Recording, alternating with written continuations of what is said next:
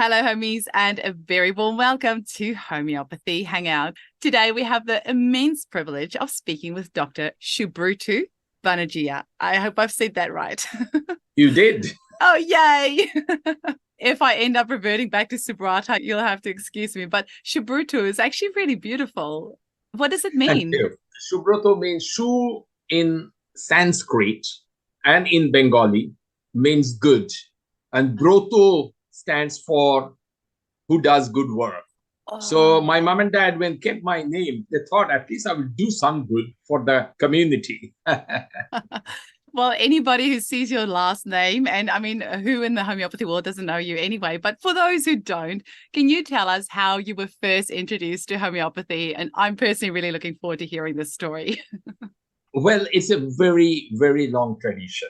I mean, I was born and brought up in a homeopathic family. It starts from my great great grandfather. He was a homeopath, and that I'm talking about 160 years back. Wow. So he was a homeopath, and in those days, back in India, in Calcutta, homeopathy was mainly practiced by few Western homeopaths and some Indian homeopaths or Bengali homeopaths. Perhaps you have heard the name of Mahendra Lal Sirkar. He was the first conventional MD doctor who converted to homeopathy and start practicing homeopathy. And he was the physician of, if you heard the name or you can Google it, it's Ramakrishna. He was a physician to Ramakrishna. And Ramakrishna mission right now is all over the world. Every more or less big metropolis all over the world have Ramakrishna mission, like we have it in London, we have it in Manchester, things like that. So going back to my heritage, my great great grandfather passed his wisdom, his heritage to my granddad, who is Dr. Kishori Mohan Banerjea. And he had the privilege to learn homeopathy by sitting at the lotus feet of Dr. John Henry Allen back in the United States. He learned miasm from John Henry Allen and brought that wisdom back to India. So John Henry Allen gave us the fourth miasm, the tubercular miasm. And since then, the miasmatic approach of prescribing is in our blood because he learned it directly from John Henry Allen. And there is a story with it. He actually went with his friend in those days to going to America. You need courage as well. So he went with his friend, Dr. N.M. Chowdhury. There's a fantastic Meteria Medica. If you don't have it, I strongly recommend it. N.M. Chowdhury's Meteria Medica. And they went together, and N.M. Chowdhury went, studied a little bit with Allen, but he also studied a little bit with Kent, brought that wisdom back. They started a college in Calcutta by the name of Bengal Allen. Allen is John Henry Allen. So my granddad wanted to pay respect to his guru, John Henry Allen. So Bengal Allen Homeopathic College, that started around 1920s. So that's a starting point of that. And he passed his wisdom to his son, my uncle, Nabo Kumar Banerjee. This all, the heritage is also in our website, which is allancollege.co.uk. So he brought that wisdom back and started the college, passed the wisdom to his son, my uncle. My uncle practiced for a very long time, and I inherited that from my uncle. My dad is a medical doctor, microbiologist, but he also qualified in homeopathy, and he used to teach last 15 years of his life in a homeopathic college, but he used to teach pathology in a homeopathic college, but he was a qualified homeopathic physician as well. So this is a long heritage, and I was the first graduate in the entire India because Calcutta University started the homeopathic degree program, which is a 5-year course, full-time, 6 days a week, 8 hours a day, full-time. And I graduated in 1981 after 5 years of study, and you have to do dissection in the cadavers and things like that. Back in India, we are qualified to write a death certificate. So the homeopathic BHMS doctors, even at the present moment, they are counted at par with the medical doctors as well.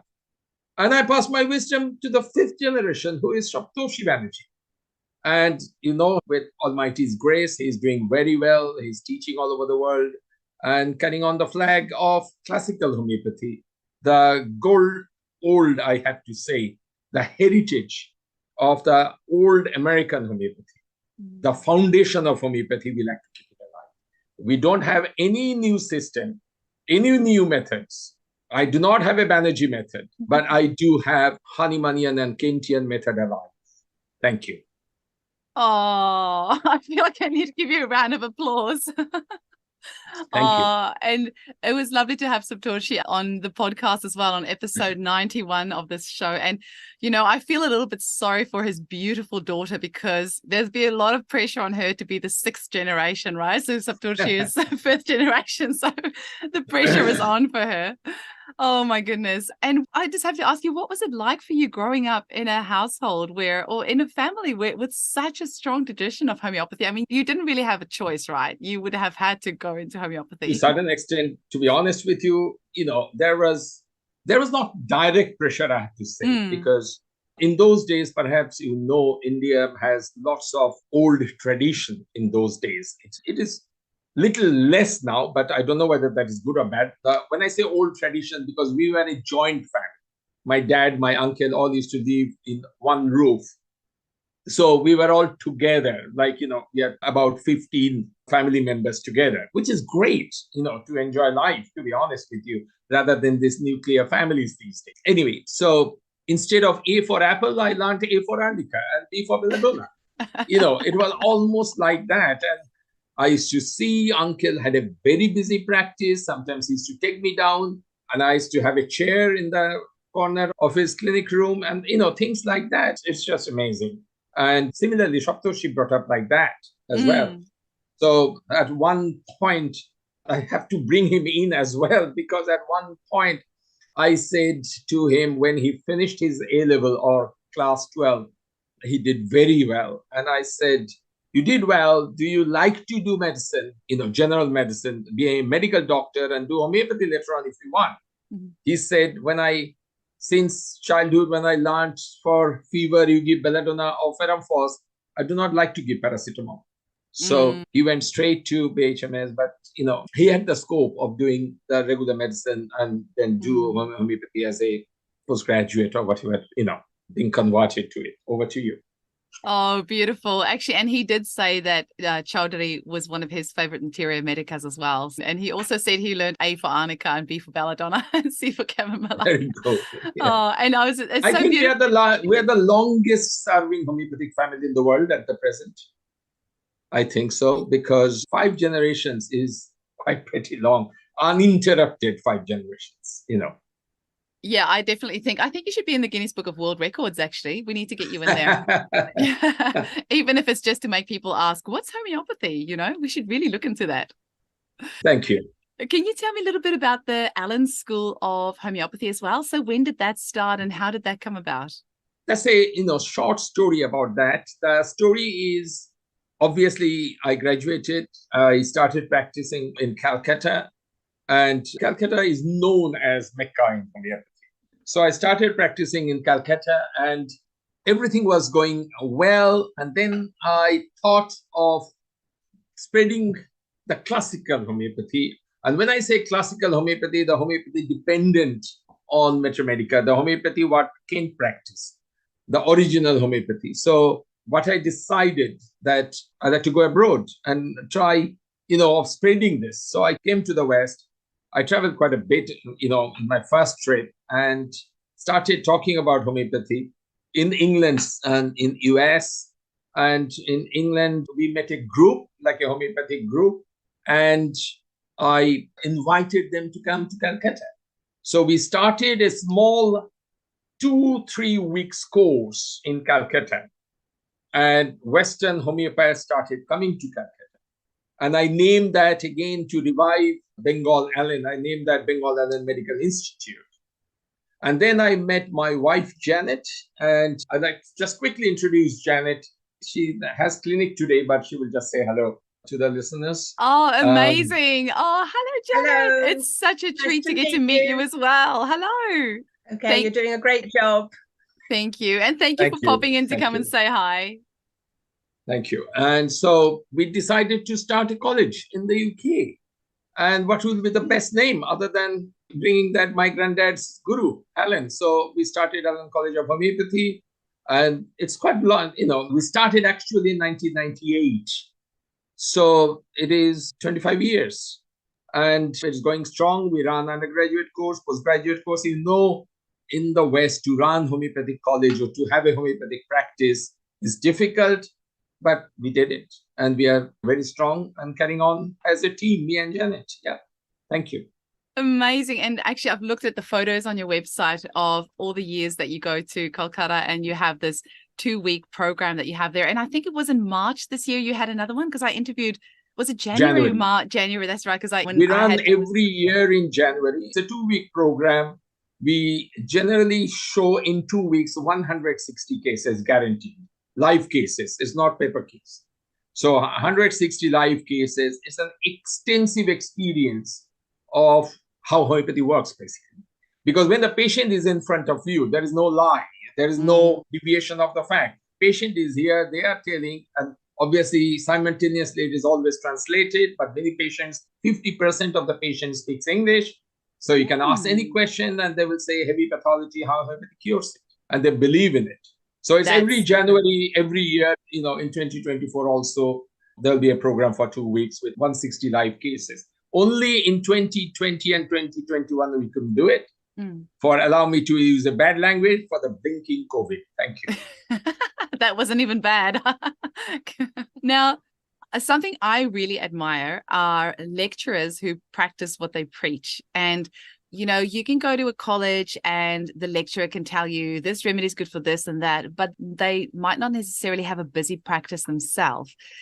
And so that's why I admire people like you who have really busy practices in the UK and in India, and you still lecture as well. So when people are learning from somebody like you, they're actually getting real life knowledge, not just book knowledge, real life knowledge. So that's something I really admire. But something I'd love to pick your brains on is the difference between the East and the West. So you say you go to Calcutta like 3 times a year. And I mean, it's very different there from the little bit that Saptoshi has mentioned, very different there in the West.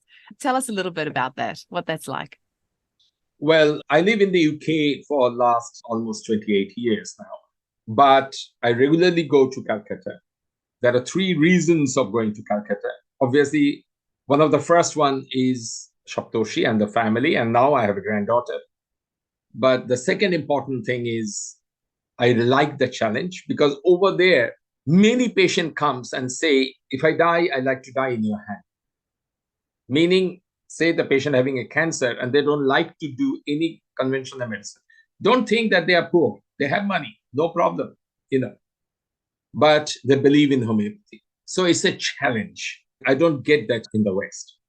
And the third interesting thing is rapid prescribing. We run slum clinics in Calcutta, which is free charitable clinics. And in the slum, for a new patient, maximum 5 to 8 minutes. For follow-ups, 3 minutes. And I generally see, Saptoshi does that as well, at least 60 patients in 3-4 hours. That's in the slum clinic. And I like that challenge. And these patients are returning. My uncle always used to say, when a patient is returning, and though he is saying, I'm not better, but you have to remember that they are better. Otherwise, they wouldn't have come. They are a little bit better, definitely. That's, a professional tip, really. So when I land in Calcutta, I have to put my India mode on because it's different.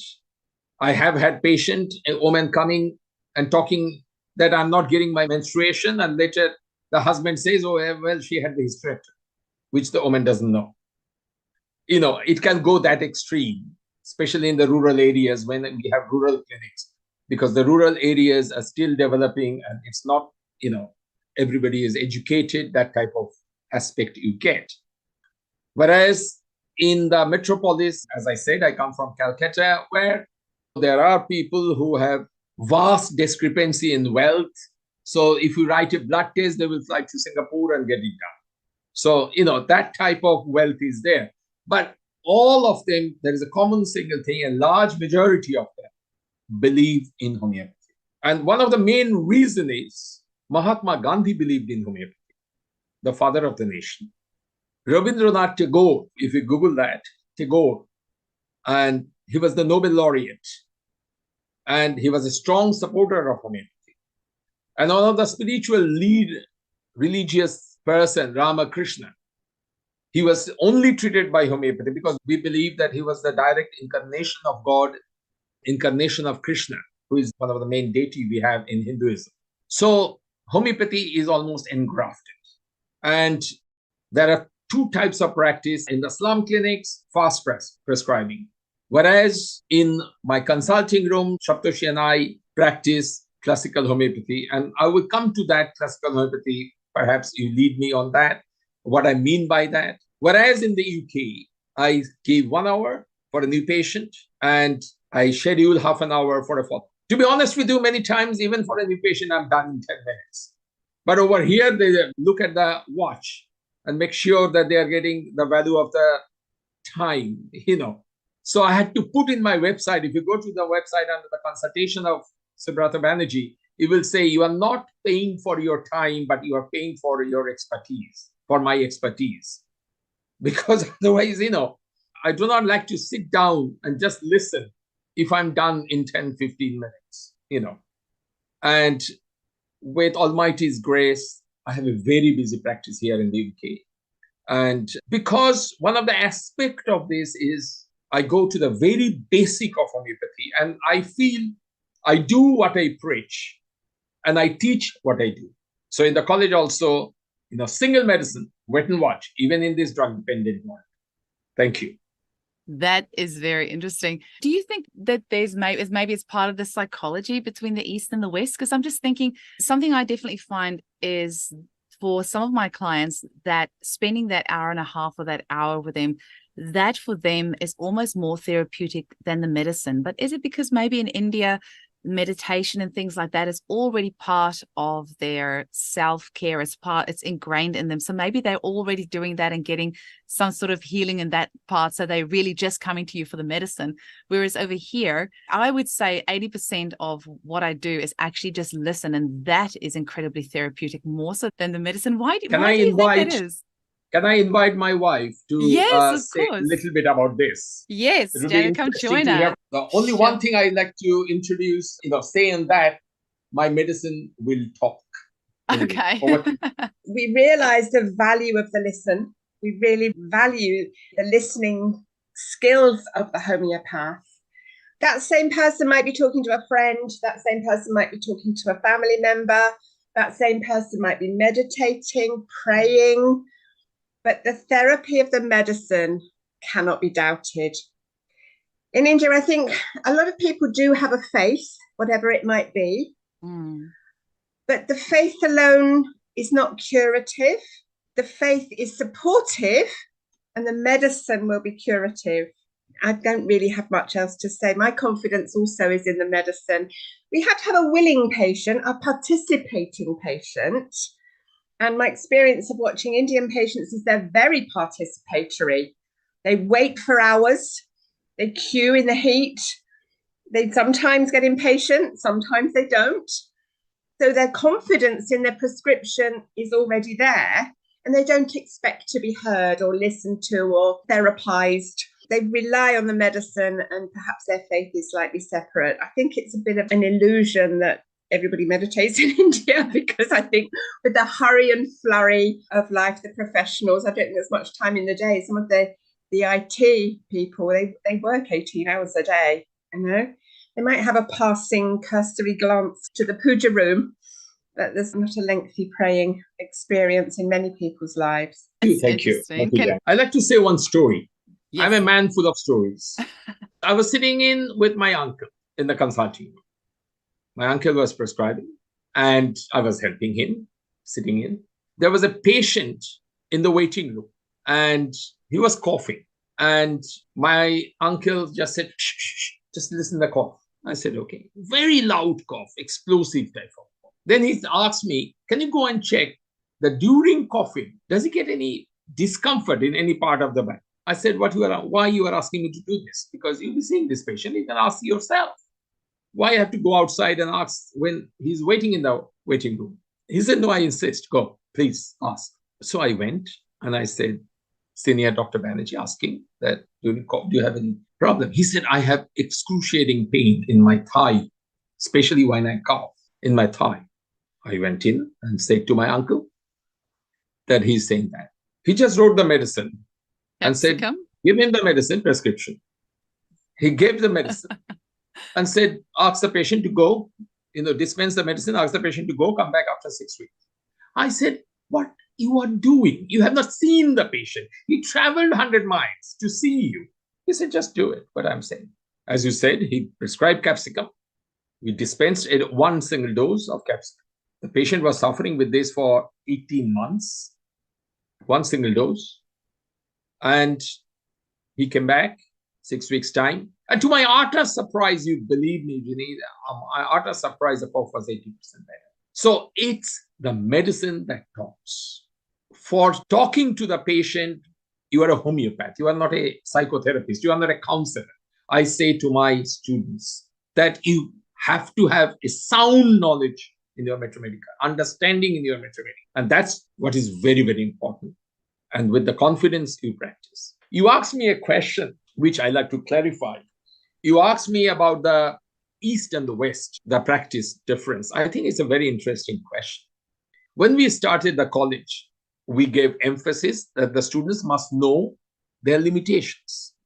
There are colleges in the UK who doesn't even teach A&P, anatomy and physiology. I said, we will close the college. Janet was very supportive. We will close the college if the patient do not know to diagnose. So we introduced in our curriculum at least 20-25% of medical diagnosis and medical, which is being lectured here in our college by medical doctors. So they teach A&P. They teach the pathology. So what I'm getting is a student must understand, or a homeopath must understand, this is my limitation. After that, I can't do. But inside the limitation, you have a world. You can do a lot, right? So that's number one. Number two, we have been asked by many organization bodies here in the UK that you should invite or introduce many different approaches. I won't go on that. All my viewers, you know what I'm talking about, all the new methods and all that. And I said, no, I didn't learn my homeopathy like that. I learned my homeopathy, the only one single approach, which is the Hahnemannian Kentian approach, which I practiced already for a long time, 25 years back in India. And I will introduce that homeopathy here. So I will just give another story here. As I said, I'm a man of stories. One day I received a phone call from a patient in the US. My secretary picked up the phone and said, he's a homeopath from US and he wants a repertory session consultation with you. So my secretary didn't understand. So he passed the phone to me. What is a repertory session? So he said, can I book a repertory session consultation with you? I said, what do you exactly mean?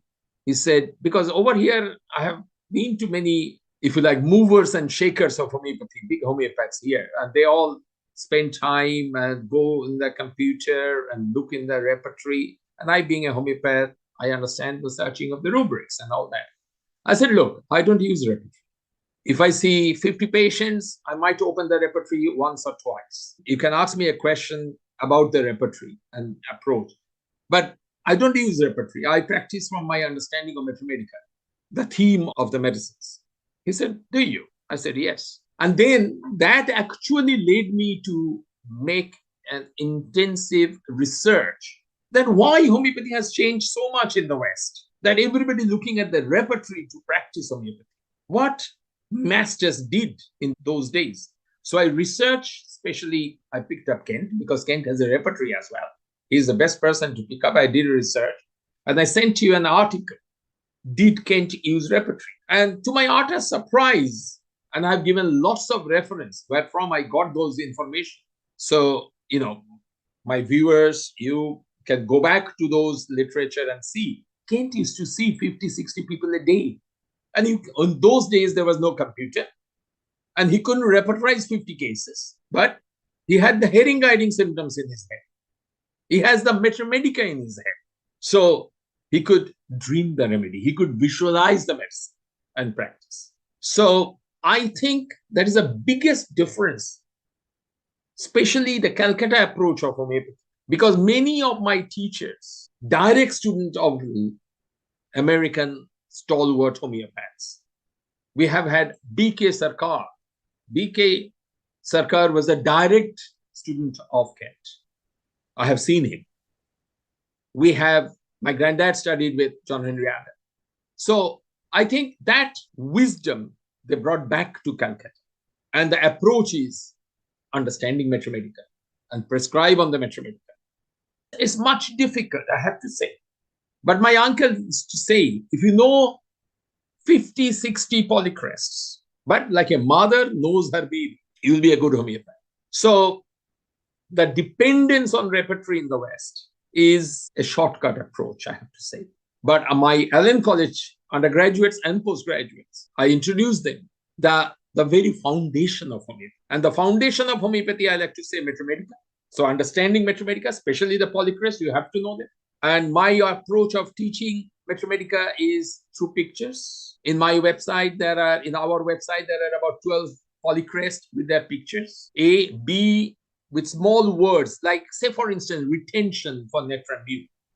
So retention, edema, retain the water.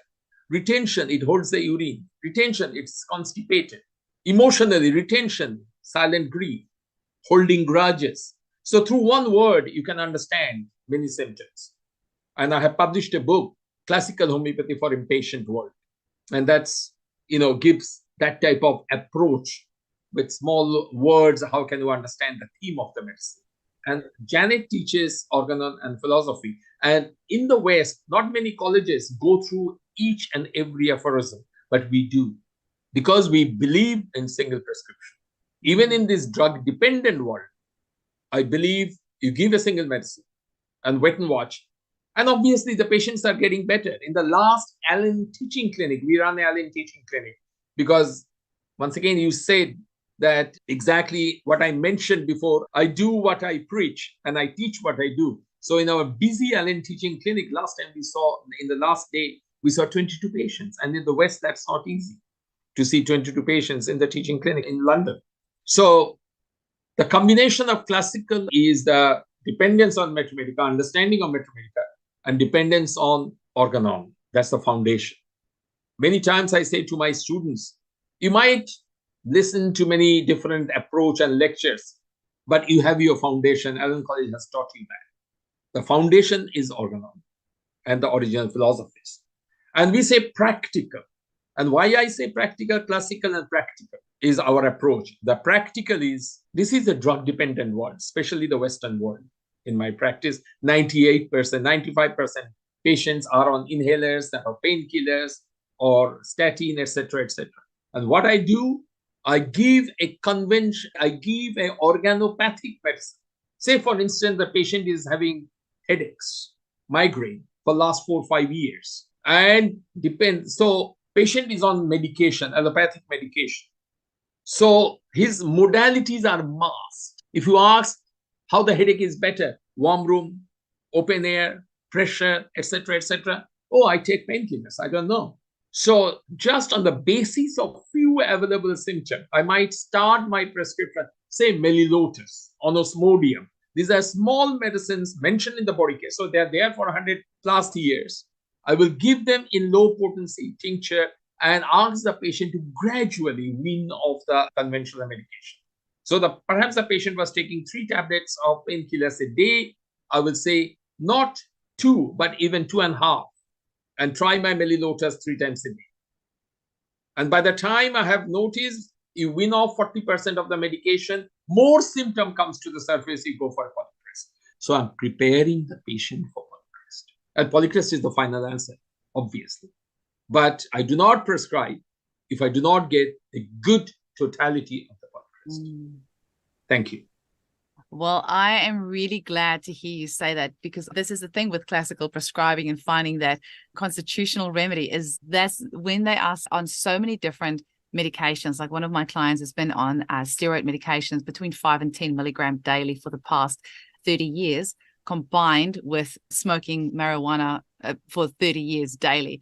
So, I would have no idea what a true constitution is, because there is just so much layer on top of layer. And so it's nice to hear you say that you do this practical approach where you are giving an indicated remedy for that, but you're trying to wean them off that until you're seeing the picture underneath. Exactly. That's really nice to hear, because that's I just gave an example for migraine, but that can be done in every case, including like osteoarthritis. The patient is on steroid or painkiller.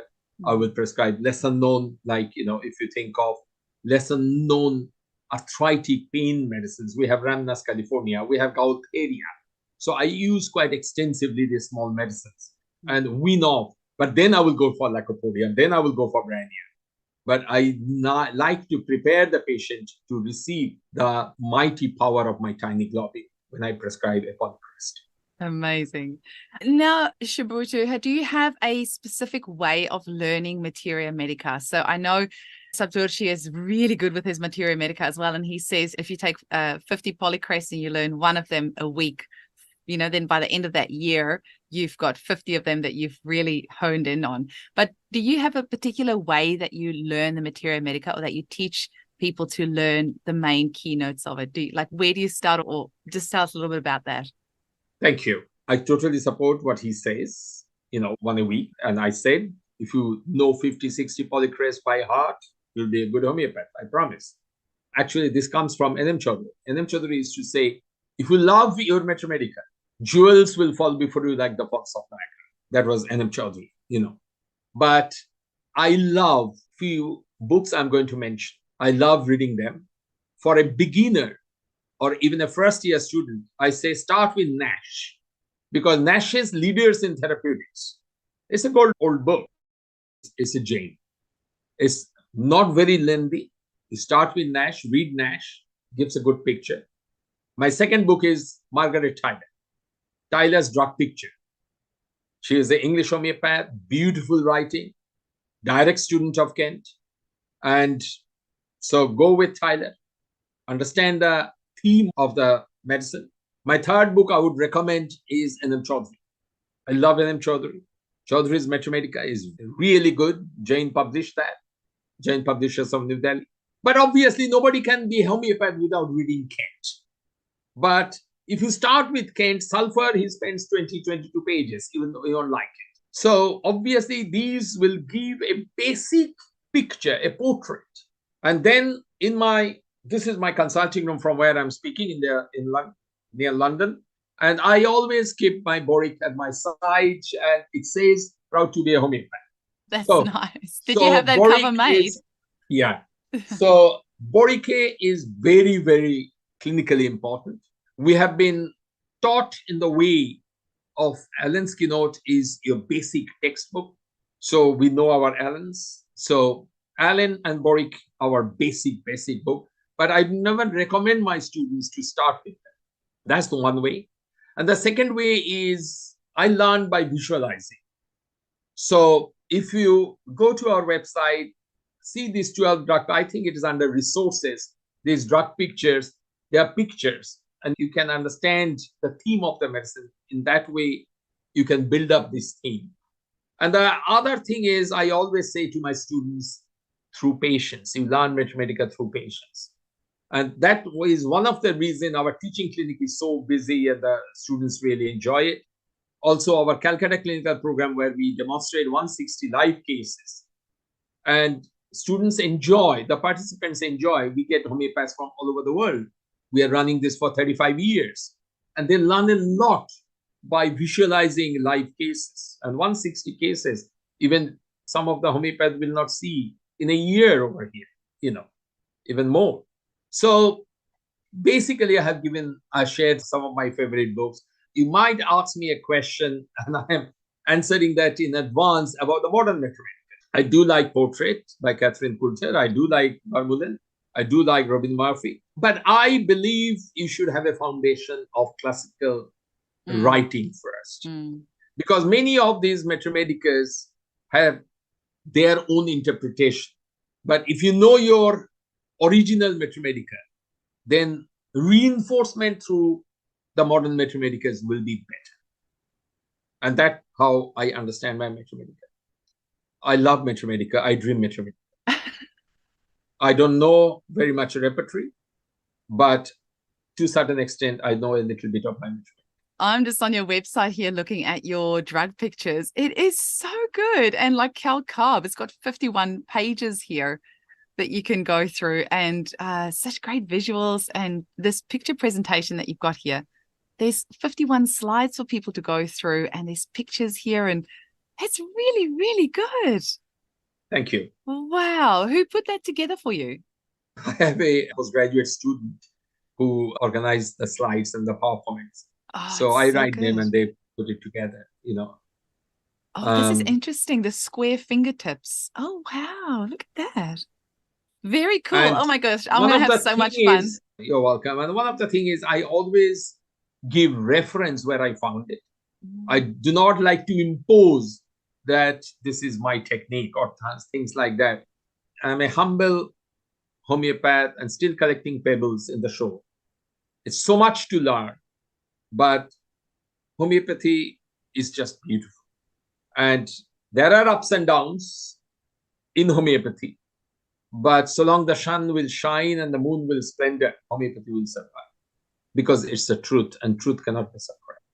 That is so true. And we need to get that printed and put it up in our clinics to remind all of us, hey, because sometimes with the attacks, skeptic attacks all around the world, we need to be reminded that it is the truth and the truth will always prevail. And especially it's a in the West, Janet and I have had phone calls trying to catch us that can you cure diabetes and things like that.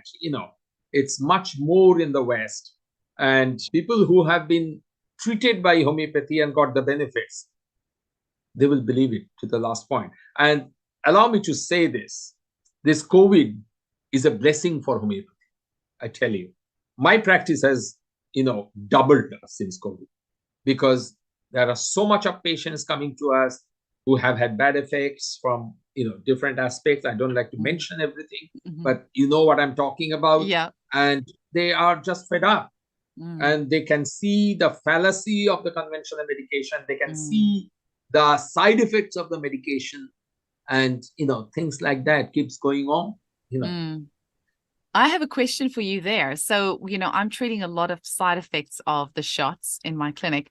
Would you still use a classical prescription there, or would you ever use like a remedy made from the substance itself? Or do you still stick to classical prescribing there? This is a very good question. This take me to tautopathy, which is the medicine prepared from allopathic medication or vaccination. When tautopathy first came in homeopathy, Dr. R.P. Patel started, I think it was 60s or early mid 70s. Okay. Many homeopaths thought we have the final answer, but we have seen lots of failures by using tautopathic medicine as well. So I believe and I teach that if you find there is a direct correlation, that definitely after that, say for instance, after that medication, many times I see that after anticonvulsive drugs, a patient starting becoming vegetable, like Tegretol and stuff like that, anticonvulsive drugs. You can potentize that. We have a pharmacy in the UK who you can send any medicine, conventional medicine, they can potentize it. But also the vaccination, I don't like to go into the debate of MMR and autism, but that when we were students in 80s, 70s, late 70s, 80s, I hardly see a case of autism. And now in India, in the West, autism is one of our, most commonly seen patients. So vaccination has something to do with it. That's a, controversial topic. I'm not saying yes or no, but we homeopaths know, and sometimes we give potentized medicine. So with the COVID, yes, if the patient says, since I have taken that jab, I have having severe headache, migraine, etc., I might switch into a jab. Like in this country, you can give AstraZeneca potentized, Pfizer potentized vaccine. But if I find there's a good totality of lycopodium, I might start with lycopodium. And if there is a standstill status, I call it a block. Like you are running in this country, we call M roads, which are the highways. You are running 70 miles an hour. And then suddenly there is a standstill status. All the traffic, all the cars stop.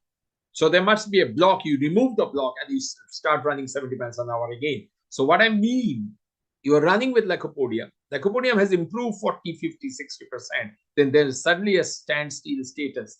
You might have to find the cause, and that cause could be miasmatic cause. That cause could be an etiological cause, which could be emotional, physical, or that cause could be an iatrogenic cause, drugs, vaccination. You remove that, go back to your polycrest and finish the case. I hope I have answered your question. You have, and it's really nice to know that obviously you're always going for that simillimum, but you're also using, taking it case by case and using what's in front of you. I just cannot help to just try and imagine what it must be like to be you, where you can go to India and you are accepted and revered and you can say whatever you want and treat any condition. And then you go to the UK and you have to count every word you say. And people half the time don't even know what you do. And people are trying to trip you up. They're trying to catch you. They're trying to drag your name through the mud. I mean, what's it like to be in your head? I mean, that must be so weird for you. It's very, very difficult, I have to say. Even, sometimes like in a gathering, you say what you do, and you say, I'm a homeopath. Or is it reflexology? Or is it aromatherapy? I mean, it's just so degrading. Whereas especially in Calcutta, but everywhere more or less in India, if you throw a stone, it will hit a homeopath. Like everybody more or less knows about homeopathy and things like that. It's very, very difficult. But we are carrying on with our passion. I have a good support from my wife, and that makes me carry on. And the other thing is, important thing is when you get compliment from your patient. And if the patient says, I'm just so much better, that's your best compliment. You forget everything, And to be honest with you, as I said, the large number of patients do say that I'm feeling better, but obviously we never have 100% rate of success. I always say if we have 70, 75% improvement in cases, you're doing really good. Absolutely. Can I ask, with your 2-year program, it's international, right? It's done online. Do you have a particular intake every year, or can people join whenever they want? It's a postgraduate program. It's a postgraduate program. Once again, total dependence on Meteria Medica. I bring small medicines, as much as I can. And it's named therapeutically so that I can bring these small medicines. Say, when we are talking about migraine, I'll be talking about, obviously, I always say the polycrest is the final answer. So don't misunderstand me. But this is a drug-dependent one. And the patient is on drugs. And many times our failures are that we cannot see the totality. In my opinion and experience, Eugenie, aphorism 91 of Hahnemann's Organon is a very, very important aphorism, where Hahnemann says you should prescribe on the natural picture of the disease. He actually says uncontaminated picture. I'm quoting Organon Dudgeon's translation. Uncontaminated picture. So he says if a patient is on medication, I'm talking about 91. If the patient is on medication, don't give any medicine, give sackcloth. In the present world, especially in the UK, you can't do that. One, that's not ethical, just to give sackcloth on the first visit. B, if the patient have an aggravation, patient might die and you will be sued in the West. So Hahnemann saying, stop it. With all due respect to my guru, Hahnemann, you can't do the number one. You cannot stop the medication and give sackcloth. Hahnemann says, ask what are the symptoms before the starting of the medication. Sometimes the patient is suffering for 5 years. They don't know how his headache was better 5 years back, whether it was pressure makes him better or cold application makes him better. So that's not possible. But Hahnemann did emphasize uncontaminated picture. So I picked up from that 91. So what I do, I try to get some symptoms. Say a patient is talking congestive headache. He takes 3 painkillers a day, but it's a congestive. He says it throbs here. It's congestive. My eyes get blurred. Few other symptoms. It's going towards belladonna, going towards guanine, but I won't give belladonna or guanine to start because I don't have the modalities. I ask the patient the modalities. The patient says, I don't know, because I take the painkiller. I don't let it build up. So I might start with melilotus in tincture or 6C and ask the patient, put that in a glass of water and sip it. And when it is your time to take the painkiller, try to defer it by 1 hour, 2 hours. So by that, you are taking the painkiller every 8 hours. You are deferring it to 9 hours, 10 hours. So you're weaning off 15, 20% of the medication. And in my long experience, I have found that by the time you wean off 40% of the medication, patient will start giving you modalities. Patient will start giving you the actual totality, and you go for the podcast. So that's the approach, what the patient likes. Because in this country, patients are almost under total control of the GPs in the NHS, National Health Service. And patients don't get much choice from the GP. You got to take this medication and that's it. But in that way, if the patient wants, obviously it's the patient's choice. If the patient wants, they can wean off the medication 5%, 10%, 15%, and can see the light at the end of the tunnel. And that's very important. Patient thinks I'm getting back control of my life. And patient gets excited. And that's one of the best approach of practicing homeopathy in the West. Because you are helping the patient to gradually wean off the chemicals and making the body free. And that's important. It really is. Did you answer that question, or did I just forget? With your postgraduate 2-year program, can somebody enroll any time of the year, or do you have a particular enrollment date? Thank you. It's a modular program.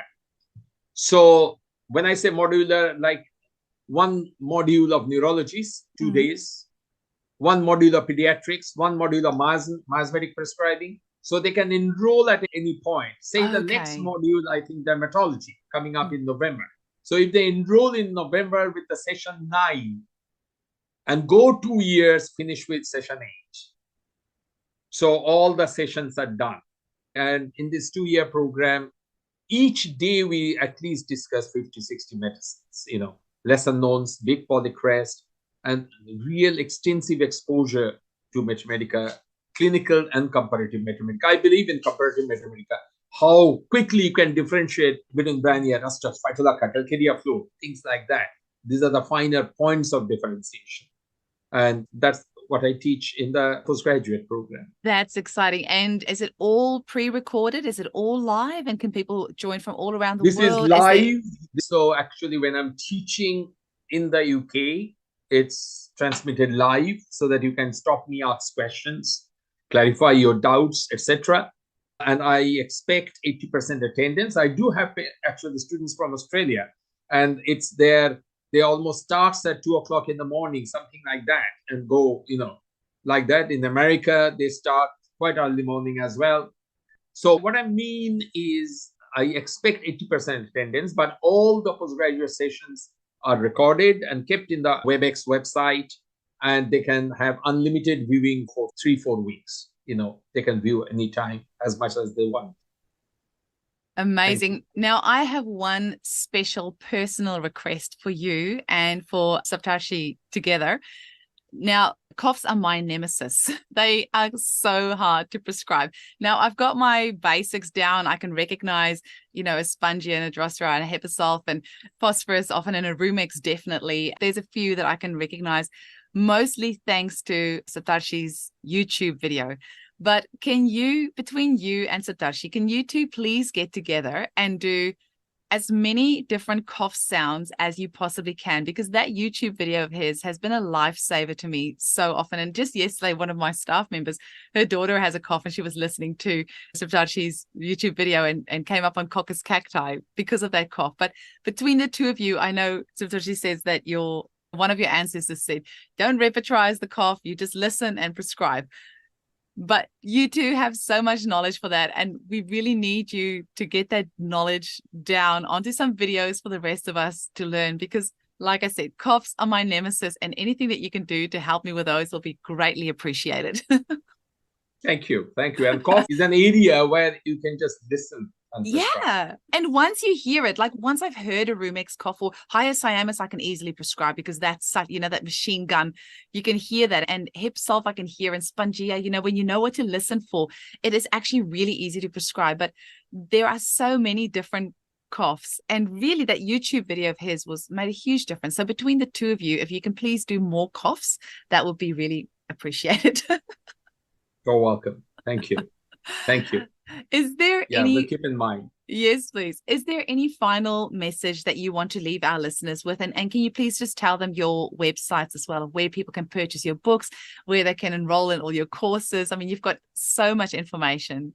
My friend, Hahnemann has not lived in vain. And I always believe, as you know, a chemist who taught chemist, a philologist who knew so many different languages. I'm talking about Master Hahnemann. A physician whom physicians feared. We are proud that such an enormous personality is the founder of our homeopathy. So carry on this torch of homeopathy. And my friends, many people outside the homeopathic world do criticize us. But there are so many Nobel laureates who supported homeopathy, and they are not idiots. There are, royal family in this country supports homeopathy very strongly.